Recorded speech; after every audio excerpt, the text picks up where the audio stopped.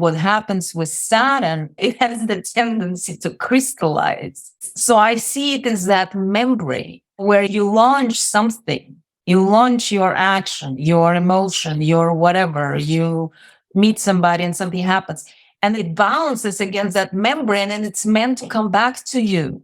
Saturn delivers you the results of your actions. It's neither good or bad. It has no bias. It has no preferences. It's a mechanism that keeps the law of cause and effect in place.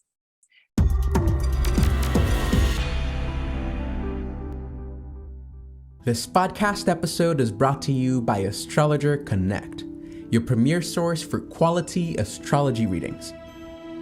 Well, hello, everybody, and welcome to the Astrology Hub podcast. I'm so happy to be here with all of you and absolutely thrilled to be back with Natasha Alter, astrologer and one of my dearest friends on the planet, and the woman that I had my first astrology reading with, and pretty much the reason why all of us are here at Astrology Hub. Because if I hadn't had that reading and if I hadn't met Natasha, none of this would have happened. And that's kind of what we're talking about here today. This is the second installment of a series that we're calling the Saturn Chronicles. So this is part 2. Today, we're going to be talking about the will of karma. We started to talk about this last time on part 1, which if you missed it, I highly recommend you go check it out. It is called the Saturn Chronicles part 1, Incarnation. And it was mind-blowing. I'm going to recap some of my favorite moments from that episode here in just a sec. But where we ended off was on this concept of karma and why Saturn is associated with karma and how learning to work with Saturn's essence is, in a way, helping us work with our own karma. So we talked about what karma even is, and we dispelled some of the myths around it, or some of the ideas around it. And it was powerful. And everybody in the comments was saying, when are you going to come back? Please come back, do another episode. So here we are. So a couple of things that we did on that first episode is we talked about why Saturn is associated with things like limitations, responsibility, time, mortality and death, accountability, and like I said, karma. And Natasha took us on this extraordinary journey from being spirits or disincarnate, not in bodies. And then she took us through the gates of the different planetary bodies and what we kind of pick up at each gate. And we ended at Saturn, we ended at the gates of Saturn and what Saturn does for us in terms of bringing us into this third dimension reality, into form, into our bodies. And we talked about how Saturn creates this, it's almost like we go into a box. And one of my favorite moments was when I asked the question, when do we exit the box? You know, we come in, we're in this box, and I know a lot of us feel like, God, I'm in this box. There's all these limitations. There's, all these rules and things I can't get out of, like time and aging and death, all these things. And she says, when we learn to love the box. And it was like, oh, wow. Okay. And then she says, when we no longer have resistance to that box. And then finally, when we accept the consequences of our choices. And it was one of those mic drop moments where it's just like, oh, okay. And so now we're here. And Natasha, I just want to welcome you back. I know that you've had your own experience since we did that first recording. How do you feel even sharing this Saturn information and illuminating some of the things that you have so far about Saturn for all of us?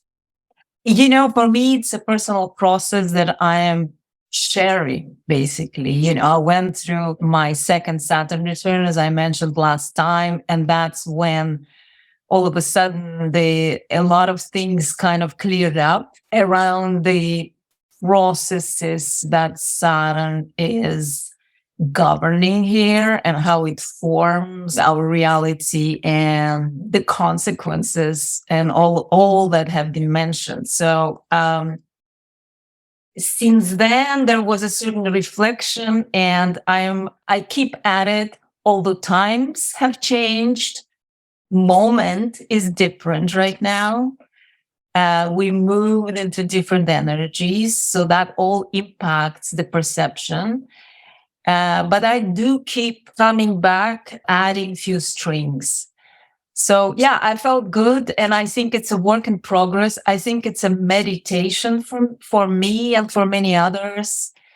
It's a contemplation, probably over lifetimes, and that it feels like it's not the first time I'm trying to poke through those veils. It's fun, it's daunting, it's totally unknown, and yet that's what makes it so interesting.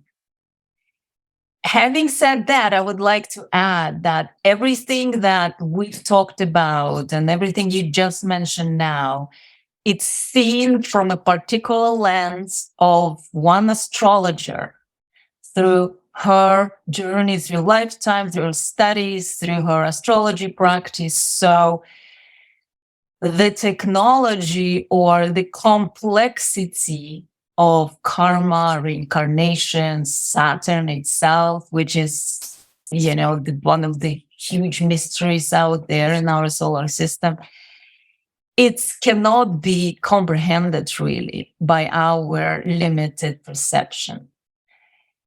And so everything that has been verbalized and shared is the way I could process through my own understanding. So let's keep in mind the truth, like an actual mechanism and cosmic conspiracy out there. It's too complex for us, perhaps. But what happens, we're getting glimpses.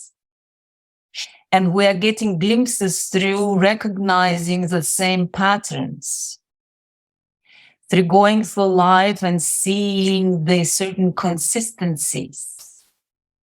And astrology work and knowledge of astrology and practice of astrology and witnessing so many destinies going through you in your practice, being an observer of so many patterns, that what stimulates that contemplation. So that was a little disclaimer I tried to put into the box.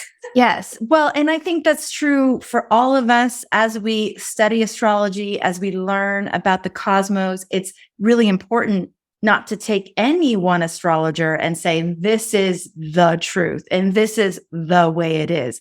It's like we're all contributing to the knowledge base, but at the same time, like you said, it's not like any one of us is probably ever going to like crack the code in this lifetime, and I think something else that you said, that it's like kind of incomprehensible for us, like from this vantage point. And it is that experience of having glimpses. It's like, even when I think back to that first episode, it's like, I remember being in the experience of receiving that episode and feeling like, okay, I'm sort of like, I'm catching it. Like I can sort of taste it. I can kind of understand it. And then it's gone, and then it's like, oh shoot, wait, what did we talk about? I can't remember. So I definitely understand this process of like glimpses. And then it's kind of like we go back to sleep. And it's one of the questions I actually had after last time, Natasha, is, and this, I know, of course, is just going to be your opinion or your experience of it, but why do we forget? Like, why do we go through this incarnation process, go through these gates? Again, who knows if that's what really happens, and then why do we forget about our spiritual selves and our connection to the divine? And why do you think that's part of the mechanism? Well, let's look at it the other way. What would happen if we remembered?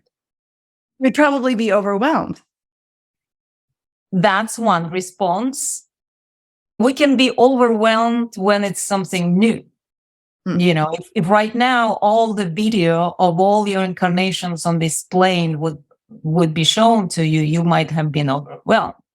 might be overwhelmed, but you could see familiar characters. That's fun. However, if you are in the flow of in and out, incarnating, disincarnating, and traveling through dimensions and materializing, dematerializing, and it's no longer overwhelming, then what happens? You come here and then you know that this is one of endless amount of versions of reality.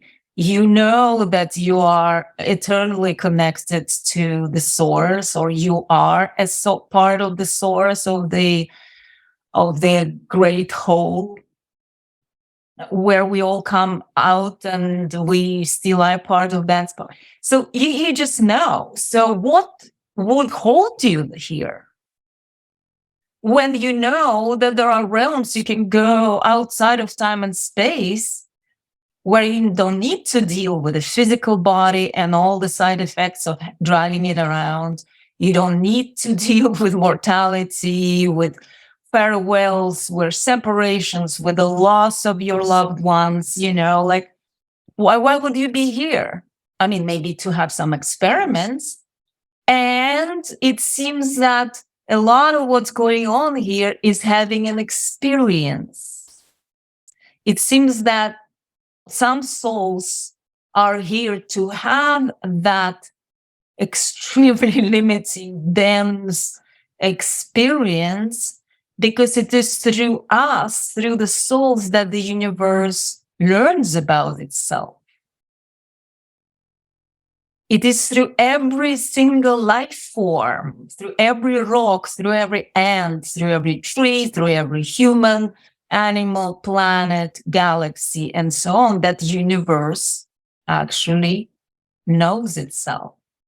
So one of the versions that is where we are here in this weird box, which we're trying to figure out how to navigate. So my answer would be like, okay, so what happens if we do remember, we don't have this veil of forgetting? What would motivate us to be here? It's number one. Number two, it seems that, I mean, again, back to Saturn. It seems that the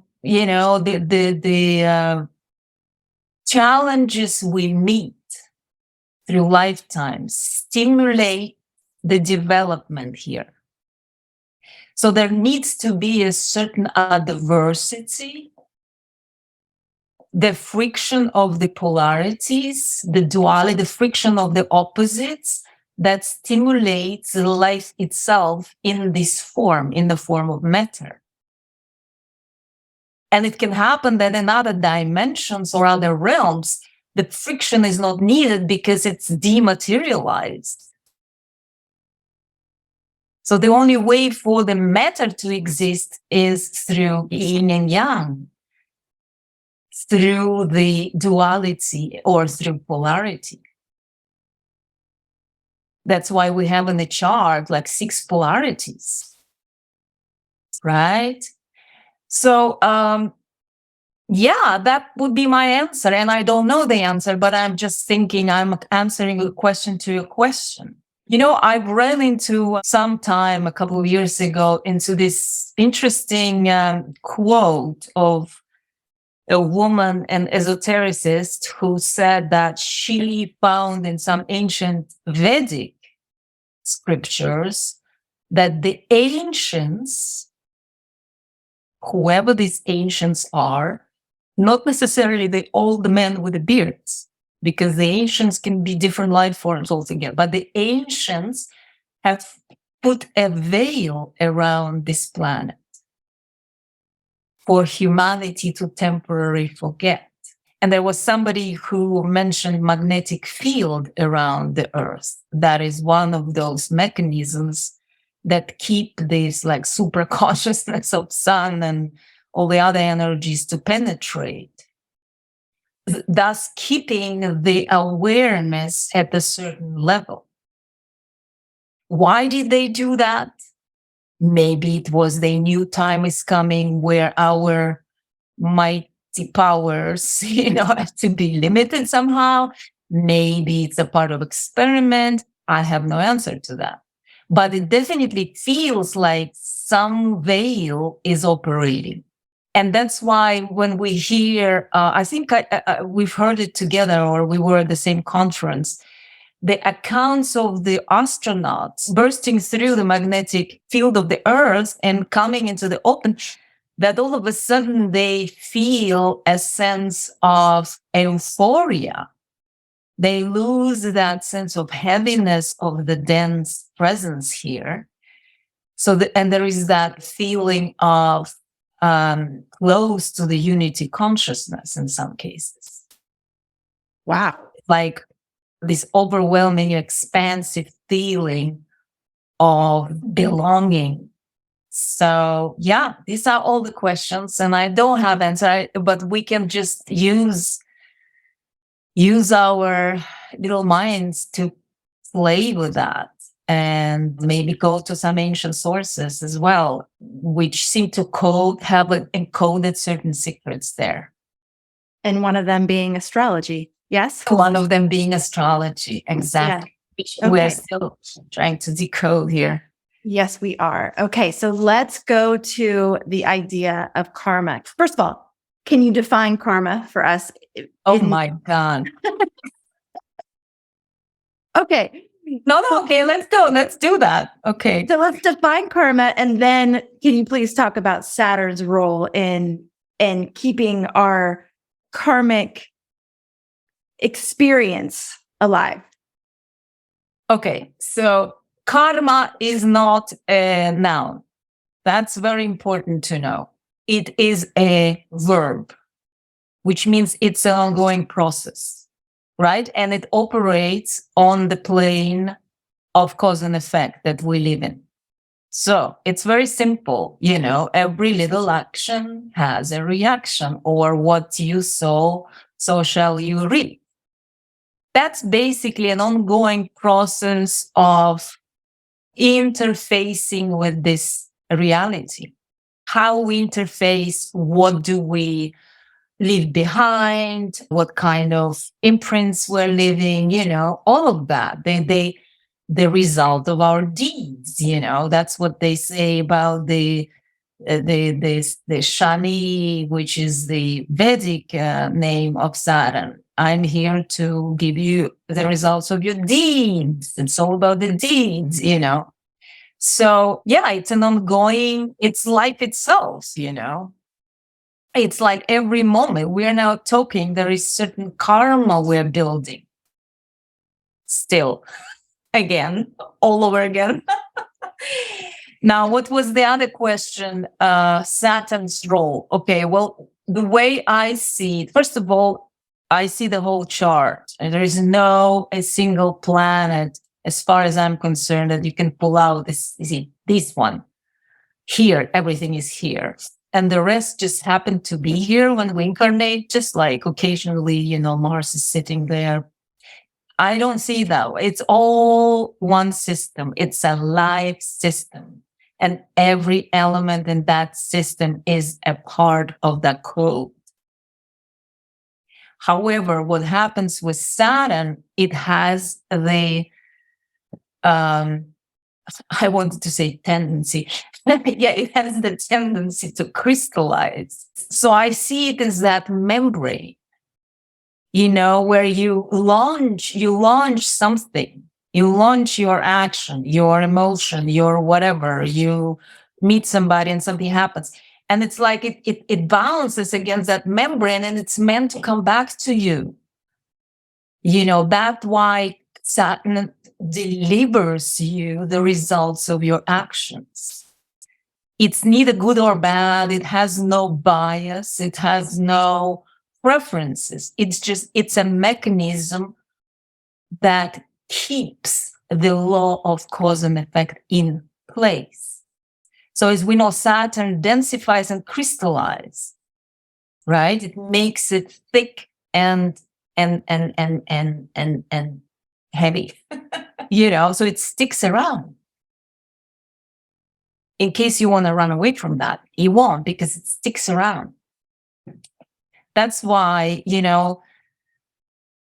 Saturn is associated there. It's called the Lord of Karma. It goes, and it's like you might come back over and over again, but it kind of like keeps the pattern and presents it to you each time.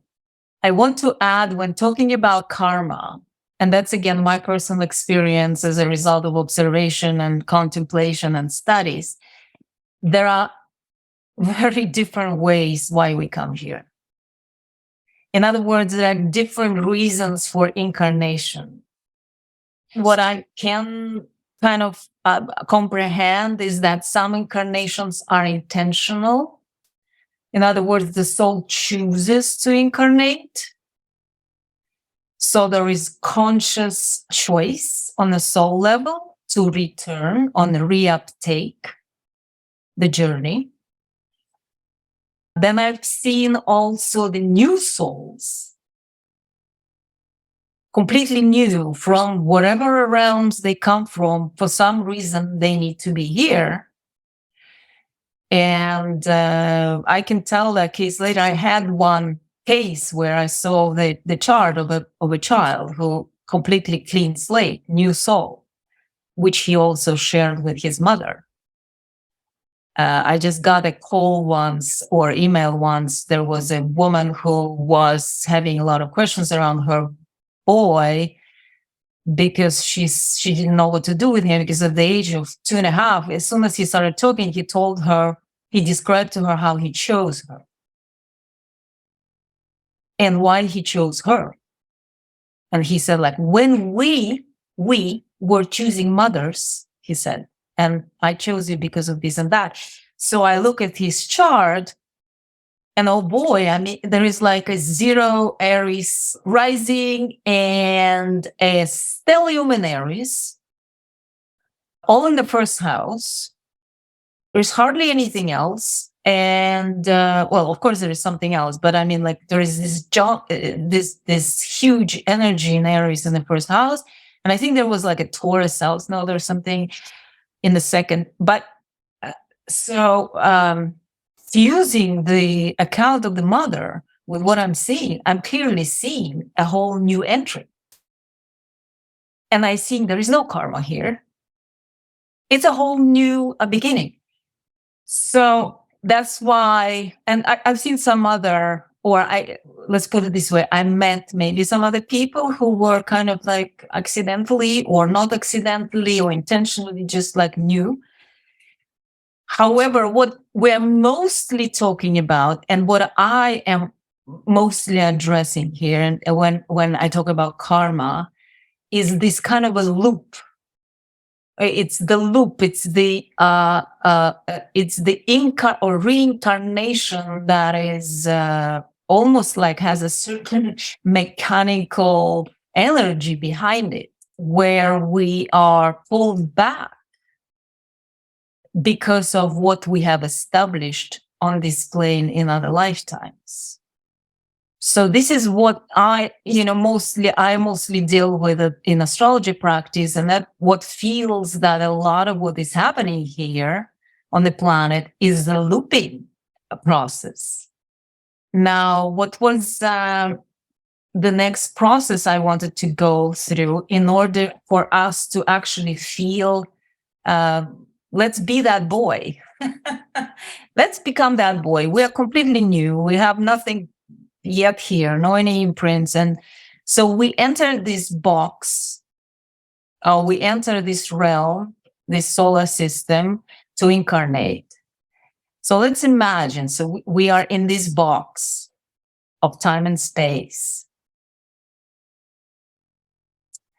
There are other people in this box with us. We incarnate with others. I mean, we incarnate to a mother. So that's like a primary, or like there is a father, whether present or not. There are siblings, there is this, there are grandparents, then there are friends, then there are other friends, and then there are, we fall in love. So we incarnate in that net of already existing connections. And we start to respond.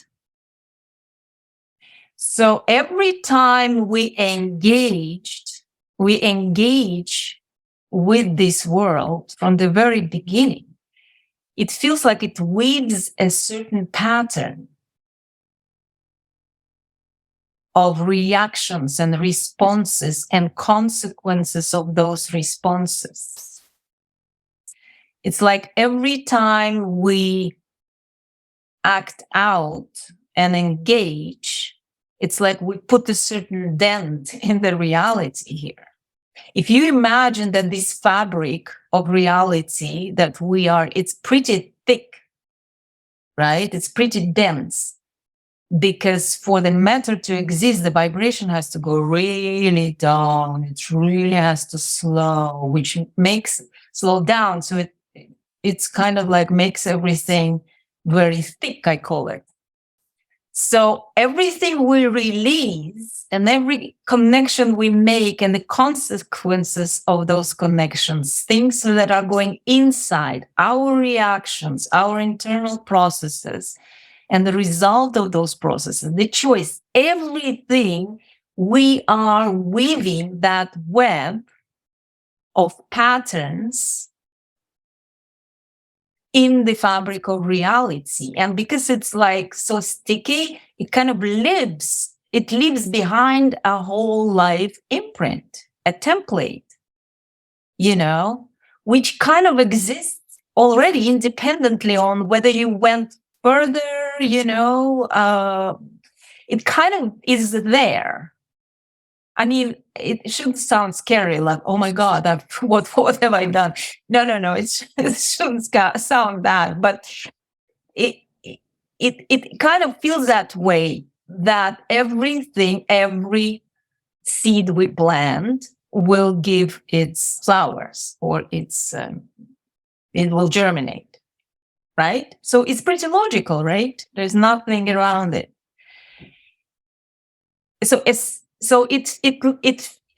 feels like by the end of lifetime, we've accumulated in our consciousness a certain set of patterns that are not going anywhere, and we're taking them with us wherever we go. And that is, to me, what kind of like creates an impulse to reincarnate or re-enter. I call it like this irresistible impulse to re-enter.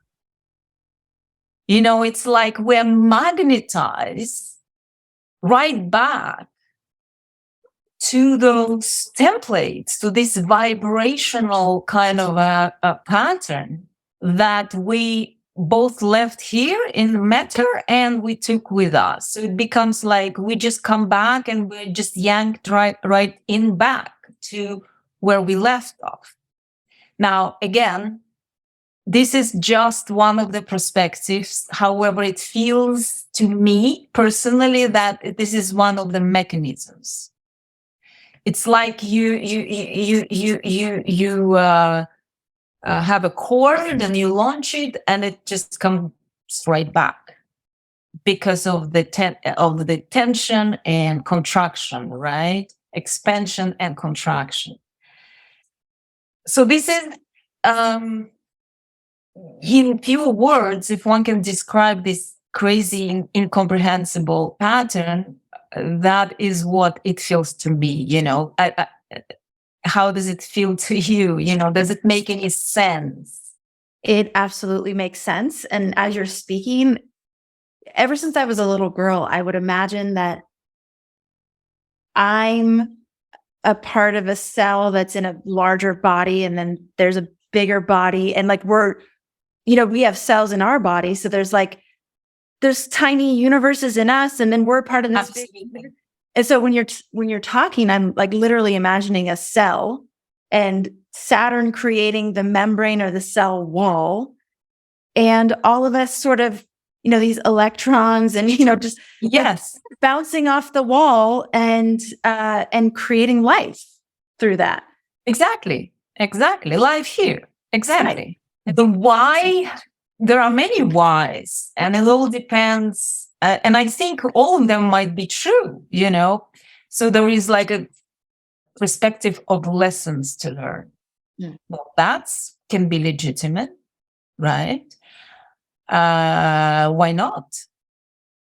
We are learning lessons as we go, and we return to reuptake, and the term evolution is connected to that for them who like that, process of evolution of the soul, although I'm not completely convinced that that's what's happening.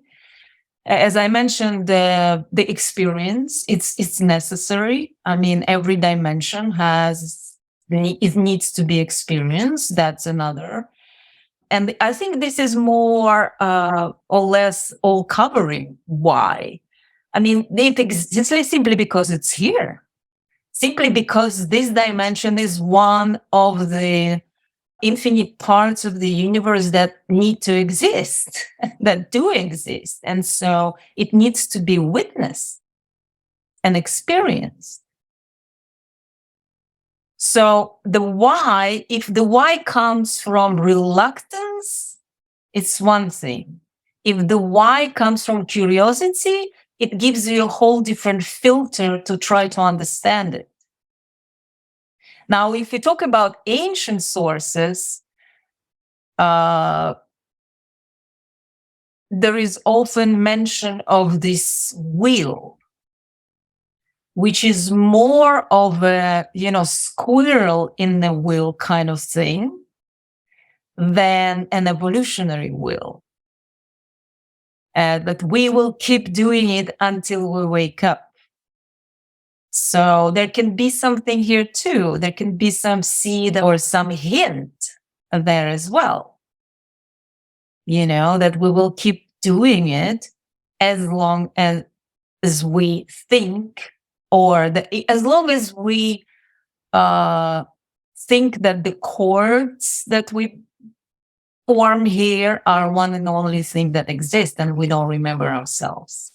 Here's what I feel sometimes, that every time we release something, an emotion has its own pattern, its own geometric pattern. The denser, so to say, the emotion is, or the action, let's say, the more it's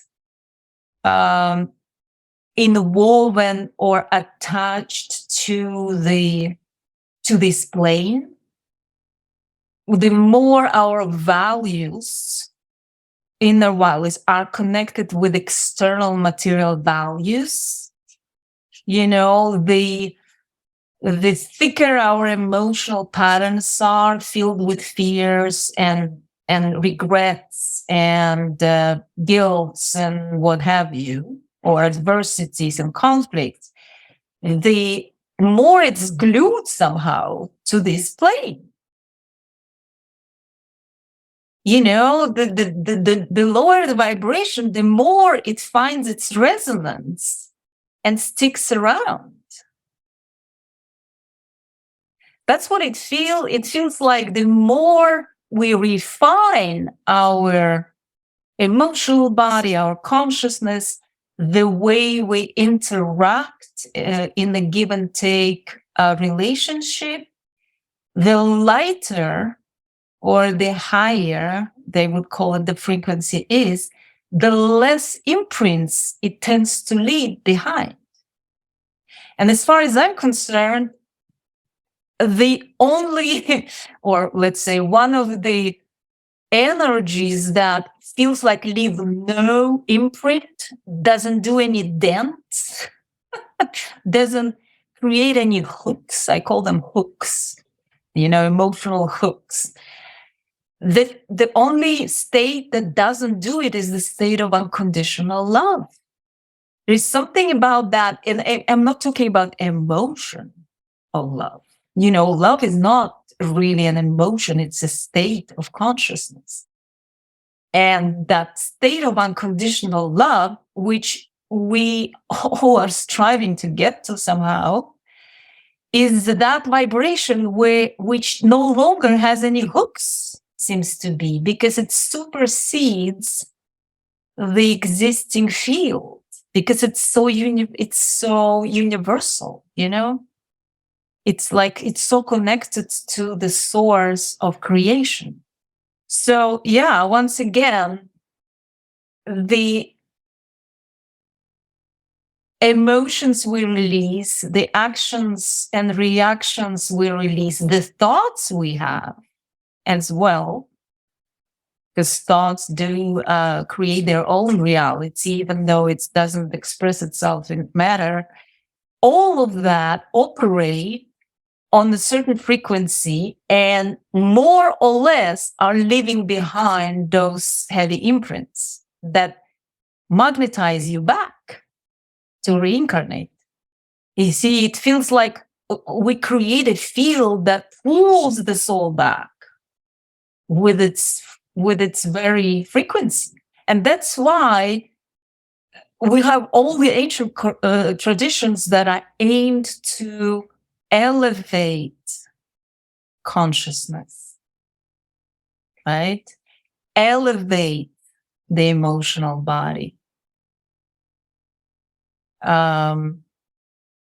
Work on one's own feelings, thoughts, and actions. That's why, it goes, it's the heritage that we have through ancient religious traditions, through cosmologies, through texts and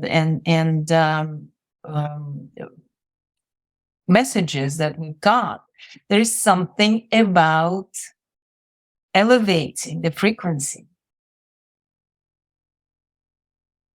refining our presence here, healing, transforming, transmuting. That's why we have, for instance, the ancient Egyptian fresco, I don't remember what temple it was, where we see the scene of passage to the afterlife of the soul, or I don't know whoever that was, and what is on the scale. There is a scale with the heart on one side, and what's on the other side? A feather. So what does it mean, a feather against the heart? If you're living your lifetime with a heart light as a feather, without any heavy trails or emotions accumulated within, unresolved conflicts, unfinished, painful agendas that are still hovering there, and it's in your heart, you are sent back. And that seems to be like such a visually strong message there, right? And that's why I mentioned the unconditional love, because that's kind of like, it's the heart of a feather. It takes everything without personal response filled with loaded emotion. It's a state of kind of total acceptance, right? It's the Buddha smile. I think I need to stop right here because there are so many words, and words don't do it justice to this experience. Wow. Yes. It's interesting. So many things just came up as you were speaking. I was remembering one time I asked my daughters what they think the point of life is. Like, why are we here? I'm sure you could probably guess because you know them, you could probably guess their responses. But my oldest daughter's reason was to express yourself, to learn and grow and to express who you are. And my youngest daughter's was easy, to have fun. Yes, of course. But what I was thinking when you were speaking, and you kind of brought it up in when we first started this last part, is that there's probably lots of reasons. And if you come back to this idea of unconditional love, then perhaps loving your reason and loving your purpose and loving your why is part of this, is part of experiencing unconditional love. Mm-hmm. You don't need to want to be here for any other reason than the reason why you're here. Mm-hmm. And that's part of loving yourself unconditionally, which would then lighten your experience. As you were speaking about the dense emotions, and I kept thinking, oh, the hooks. I mean, we always talk about the hooks, but now there's a whole nother like visual of like not just hooking another person, but literally like a hook that holds us in this dimension. It's like this weight on our feet, exactly, or on our ankles that keeps us here. And it just gives a whole nother reason why working through some of these things. I mean, whose work was it? It's the book Power versus Force by Stephen, can't think of the last name right now. Hawkins. Yes. Mm-hmm. And they measured the emotions, like they measured the vibration of the emotions. And the one that is the lowest, densest, thickest vibration is shame. Interesting. And then guilt.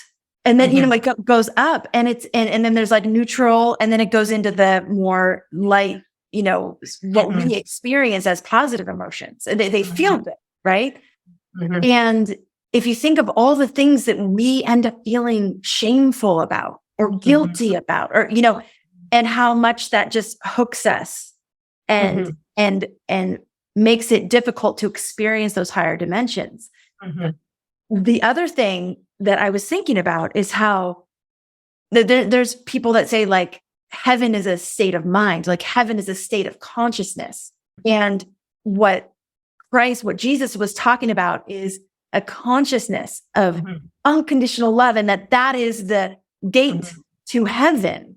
And with this lens, that with this like overlay that you've just helped us understand around, the mechanism of Saturn creating this third dimensional reality, creating this perception of time and space, and this idea of limitations, or this sense of limitation. They're all saying this. They're all saying that love and unconditional love, it is the way out of that, what feels like a prison or a cage. And that state cannot be forced. Right. Cannot be forced, cannot be shamed into, cannot be guilted into, cannot be shoulded into, none of those things. But that it literally is the way to quote unquote heaven. It is the path to quote unquote heaven. And it's all amazing to just, it sounds so simple. It's just like, oh, well, karma and the law of cause and effect, and all we need to do is have a light heart, and all we need to do is love each other. It's just, I don't know where I'm going with that, but it's just interesting to kind of see how it all comes together. And really, they're all basically saying the same thing. Like astrology is pointing us there. The religions, well, the seed of most of the religions. Messages. Yes, there. Before they get overlaid with all the human, with all of like shame and guilt and all those things that actually do the opposite of get us into heaven. Yeah. That has been a spooky game. Now that you mentioned astrology, as I said in the beginning, a lot of my contemplations have also been a result of astrological practice, because dealing with the charts reveals also a lot of those patterns and how they keep perpetuating through lifetimes. And so once in a while, as an astrologer, I get a treat. It's truly a treat for me as an astrologer, probably for many other astrologers, when you get 3 generations. You get the mother, children, grandmother, let's say grandfather, for example. And so through this kind of 3 generations charts, you can see the patterns returning within the family tree, reappearing each generation. Like I had a family with a client, let's say Moon Pluto square. I think it was Moon Pluto. Both children has Moon Pluto aspect, Moon opposition, I think Moon whatever conjunction. The mother, the grandmother, we went into grandmother, she has Moon Pluto. One of the children has a fiance who is either a Scorpio or had some crazy Plutonian aspects. And so here, when you see this spectrum, you understand how that same vibrational imprint keeps coming back, carried by DNA helix,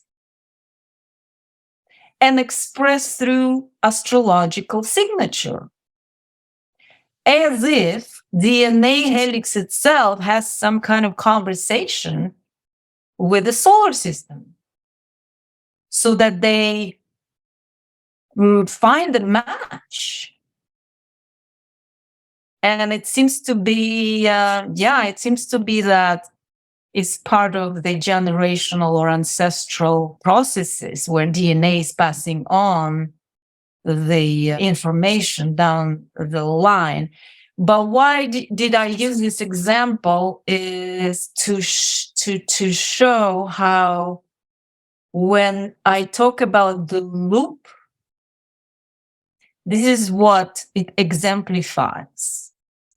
It's like the magnetic vibrational signature that keeps coming back, almost like matching itself over and over again. And even meeting partners that are reflecting that. And then those two will have children who will carry on a very dramatic, emotional stories, So in cases like that, I do not necessarily see, oh, this is lessons to learn. This is how the soul evolves. That some would say this is evolution through these repeating patterns, or there is a growth, or there is unfinished business. We use all these words, especially in these new age terminologies, unfinished business, karmic, whatever lessons, but oftentimes it doesn't really feel that way. It feels like a mechanism that just keeps repeating itself automatically. And then the question is, if it's not for evolution, why is it happening? And then what we were talking about, it's almost like a auto process that happens by the law of correspondences. You live with this, you come back to this. You live with this, you come back to that. It doesn't sound like a lot of fun, but more than often, we work on issues. In astrology, we look at the challenges. Yes, we are having fun, but there is also work that we're doing here. And when it comes to working with those inherited or perpetuating mechanisms or signatures, it feels like there's something else that needs to happen, then an ongoing dragging of the story. And that's when, again, but as ancients told us, the inner work, the consciousness work, the spiritual practice, the whatever each person prefers, the inquiry, the inner inquiry, the healing, of course, the understanding of those patterns, embracing of them, having a communication, and then finding the ways to transmute that energy or to give it a different form. You can't really lock your, in this case, let's say Moon Pluto, but you can transmute it into very creative, powerful, evolutionary kind of dynamic. It's making me think that the emphasis on forgiveness is also, Oh, yes. a huge piece of it, because Yes. forgiveness unhooks from the story, unhooks from that energy. It seems also like consciously doing what we can to break patterns that we see. Oh, wow, that pattern. Oh, wow, I seem to keep creating this situation over and over, just giving insights into whatever that wheel-like mechanism that we're stuck in. Yes. And it can feel like that, when you choose a different response to, say, an argument that you've had 100 times, and you decide, okay, I'm going to do something different this time. Exactly. It does have that feeling of like exiting the roundabout and going, oh, okay, like now I'm in a different territory. There's like something new happening here. Yeah. I'm wondering what insights the chart gives us. So each one of us has our own astrological design, our own astrological makeup. What insights does the chart give us into our own karmic patterns? Can we see by understanding the chart? And what would be some examples of where to look or how to see that? To me, the chart is that vibrational signature that we, as a consciousness unit, carry with us. To me, the chart is that code that holds all the accumulated forms that we have, that we have gathered and had experience with. That, to me, it's like it's the code that we enter with.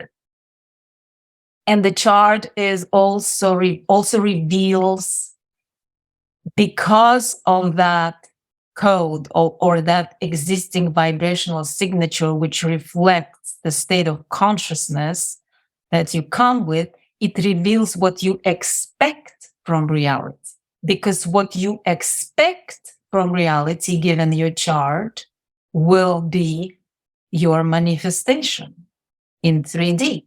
And based on that expectation, you will pull into your life the circumstances, starting from mama and papa, right? Where the child is born, let's say, with sun and moon square. So the child expects the friction between mother and father. It's before mother and father are even divorced. The child already is ready for that, right? For example, or you have, whatever, Venus, Saturn going, you expect certain, sorrow or disillusionment or whatever issues around that aspect. The chart also reveals, and together with expectation, it reveals the perception of reality, the filter with which we come to pull out what we need to think is actually true out of magnitude of versions of possible realities. And the perception of reality defines your path.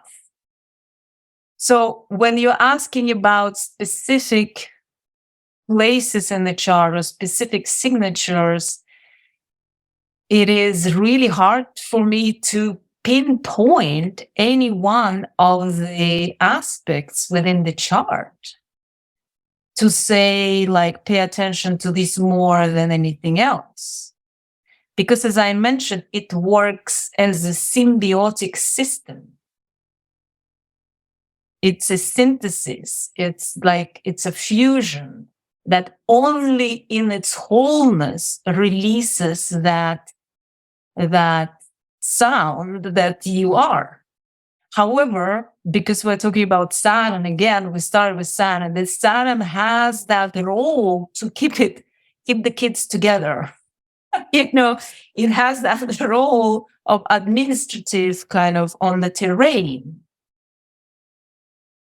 to make sure that this reality keeps manifesting itself, because of its crystallizing nature. Now, the moon, I mentioned this example with a family where everybody has this Lord Pluto, right? Including the fiancés and wives and probably the children to come. The moon seems to be also involved in the generation of those deep kind of dents that we launch into this realm. The moon and Saturn, that duo, they feel, and I can't talk much about it because it's an ongoing contemplation, but that what feels to me the culpable, some of the culpable ones behind the moon, of course, the lunar nodes, or the nodes that moon is weaving around the ecliptic, which is, again, the moon and Saturn. They seem to be kind of co-working here to keep the rotation happening. So the whole chart is describing the karmic signature, so to speak. Like it's basically the energetic signature of the perception of reality, the expectations of reality, the different things you're going to attract into your reality. So Yes. it's describing the pattern. Yes. And then there's certain mechanisms, there's certain planetary mechanisms that seem to sort of create that membrane or keep it all intact. And you're saying seems to be, yeah. There seems to be the key actors or technicians or the broadcasting kind of stations that have a certain bandwidth. To me, Saturn has this really dense bandwidth, and it's kind of like, boo, it really operates solidly on this plane. And so does the moon. So does every planetary body, of course. But I would, I would stop here because it's, as I said, it's an ongoing contemplation, and maybe something will come out of it, and we'll have another episode around that. I would love that. Wow. Natasha, we've been on another journey. I don't know about all of you, but I'm again, and it'll probably go away after we're done recording. I'll probably just I don't know how much I'll be able to retain, but just this understanding of the patterns of the karmic, imprint that we create as we go through life, and this idea of the, living light as a feather. Again, I think it's kind of like, well, geez, do we just lock ourselves away in our room and not make any imprints on the planet? Like, well, that's actually one of the methods in Eastern traditions. They just decided, okay, we're done with it. We're not even going to engage. I had a good friend of mine who lived many, many years in ashram, and then he came out of it and asked me, why would you build more karma? So in their philosophy, whatever he was adept to, the message was not to engage in order not to weave more ties, in order not to establish more cords that will unavoidably yank you back here. So that's one way. Interesting. Withdrawal, non-engagement, that Buddha would call non-attachment. And that's one way, but it doesn't look like here in the West we are following that path, because we do want to engage. We are creative, we are participant. So the question is, how do we participate? That's the quality where we are responsible for what we do. It reminds me of that butterfly effect. That the butterfly's wing flapping creates a ripple effect. Absolutely. So even if we tried not to, it's my my illusion that even if we tried not to have any sort of like influence on reality, that just by being here, we Just by being. are like just by Absolutely. breathing, just by thinking, just by being, we already are. Yes. So we may as well take responsibility for it and do our best with it versus try to avoid it, because I don't know. But I also haven't been as exposed to that way of thinking or believing. So, And that's the way to work with fear of karma.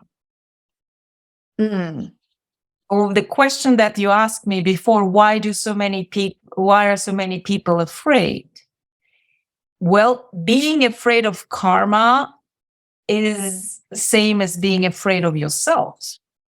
In reality, I mean, if we zoom out of one single incarnation, right? So the fear comes from not knowing what the heck we could have done, and it's going to come running as what I'm going. So the fear is really also to be transmuted. Instead of fear, takes that Saturnian word responsibility for everything that you release and everything you vibrate out and emanate with your presence here. And it starts with us, it ends with us. And that's why the practice is so important. Amazing. Wow. Natasha, this has been so enlightening and expansive and perception altering. And again, I'm left with a very similar feeling that I had last time, which I told you I felt even more in love with Saturn than I did before.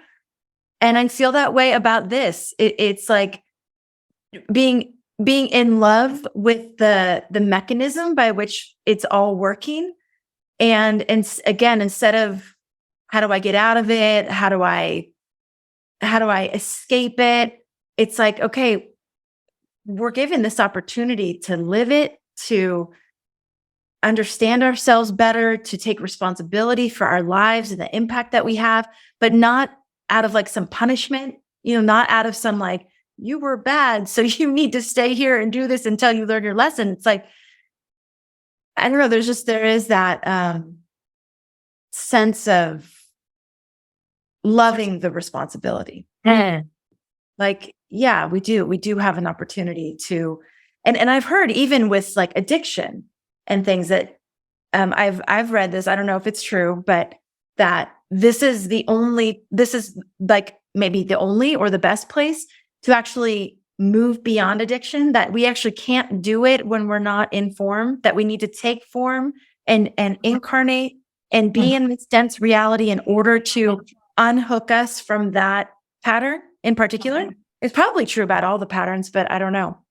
But that, it is an opportunity to sort of unhook from some of these things that have probably been keeping us stuck for a very, very long time. So yeah, because everything that happens here simultaneously resonates and reverberates in all of the dimensions.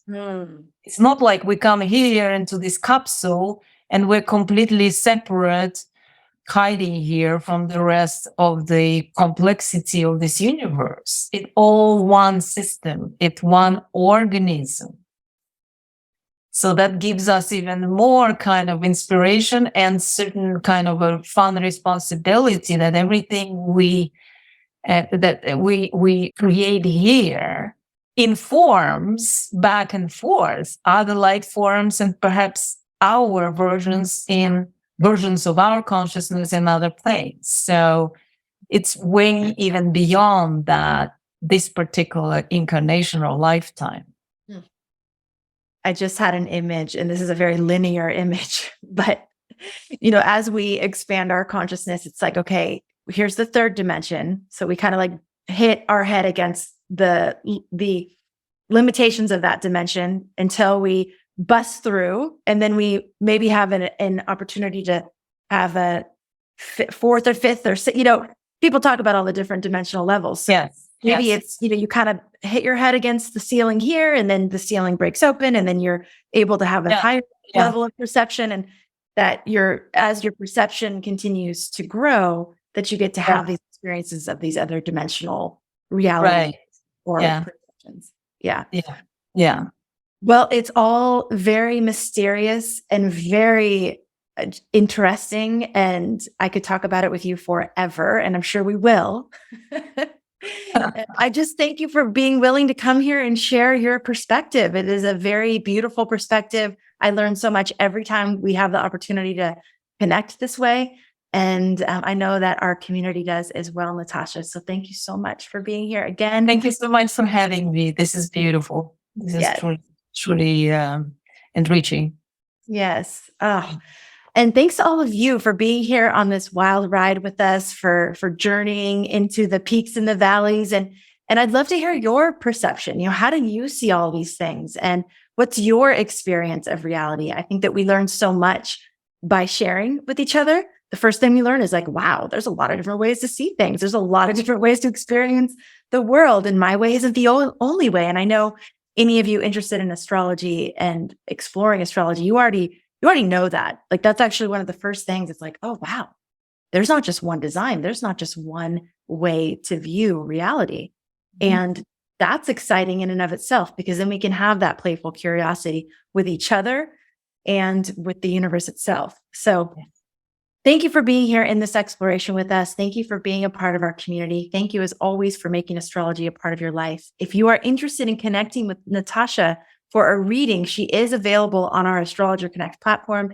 You can go to astrologyhub.com/connect and scroll down, look for Natasha's little beautiful face in her little Saturn box, and reach out and see when she has availability for a reading, and have her take a look into your karmic pattern and your holistic design, and give you some insights into what that might mean about what you're here to learn and experience. So that is available to you. And it's just been great to connect with you all. So thank you for being here. And we will connect with you on the next episode. Take care, everybody.